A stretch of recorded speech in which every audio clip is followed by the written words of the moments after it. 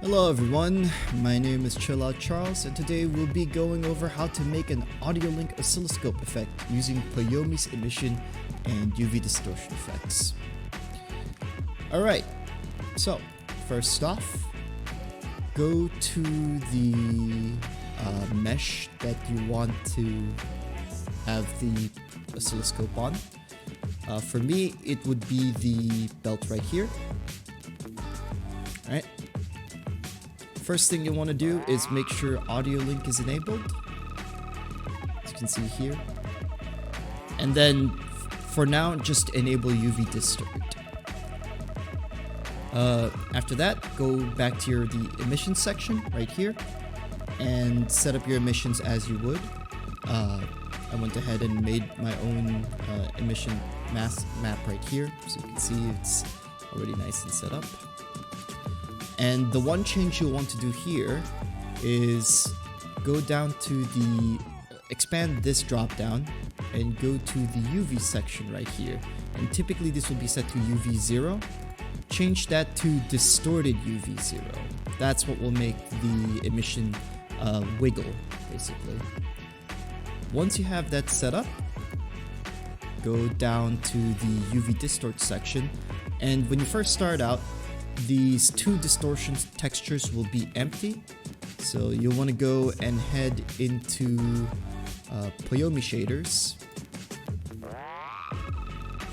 go under textures, and then slide down to the distortions folder, and this is where you'll get the two distortion maps.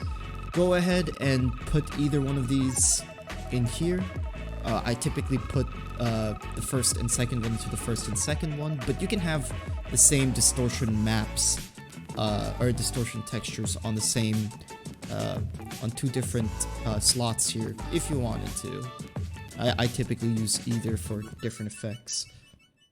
But once you have both of these filled up, what you'll notice is these will have their default values set. So the strength will tell you how much it'll wiggle. Let's see, what was well, I think the default for this is usually 0.5. As you can see, this is not exactly ideal for this one. It's kind of going all over the place. So you'll want to go ahead and adjust this strength until you feel like it's something that's reasonable. Like, I typically mess with the first distortion texture until I find a strength that makes sense. So as you can see, you know, this one will require a bit of experimentation until you think it looks good.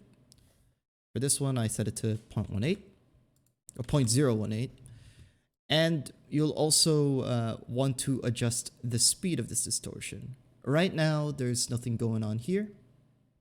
What you'll want to do is you'll want to hit the play button up here, and that'll start running the UV distortion on your scene. As you can see, it's all that wiggly stuff right there. You can also change the way that this distort looks like by changing the way the distortion tiling works. Typically, this is set up to 1. You can see this is not exactly the best look, so maybe, you know, keep experimenting with this number until you feel like you get yourself a nice looking wiggle. Can also do the same for the other distortion texture as well, and then set up the speeds as you would here. The default, if I remember correctly, is 0.5. I find that this speed is a little too slow. So again, this will be a little bit more of experimentation on your end as well, until you find something that looks good. Once you have that distortion set, it's important that the strength is set to 0. When you have this set to a default number, or a number that isn't 0, that distortion effect will keep going on.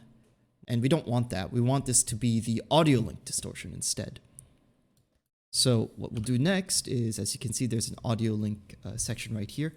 Make sure to check this section, and that'll enable it. And go ahead and set your which band you want this thing to wiggle at. So for the first distortion texture, I set this to high mid, and when we were testing it earlier, we found that, at least for this model, 0.018 seemed to be the best look. So we just go ahead and cut and paste that right into the offset range. And make sure to set it to the Y offset range. X is the minimum and Y is the maximum, and the strength of this is pretty sure. Oh, well, that's interesting. Whatever number works here, make sure to just use the maximum one here. All right, once you have that set up, go ahead and lock in the shader and then upload. And that's what you'll see over in the other one.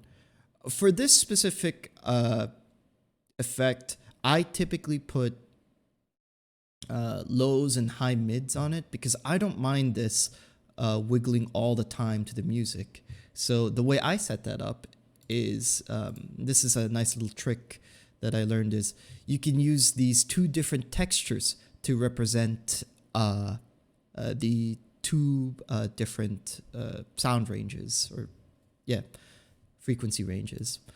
So again, I have high mid set to strength 1, so that's what this waviness will look like. And I have low mid set to the strength 2, and when I activate this one, it's got a longer wavelength.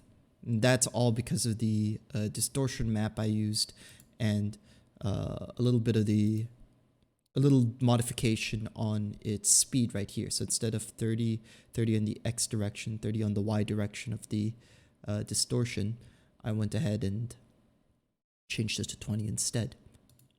So that's how I set up emission-based oscilloscope. I hope you guys enjoyed this and found this useful, and I hope to see you guys next time.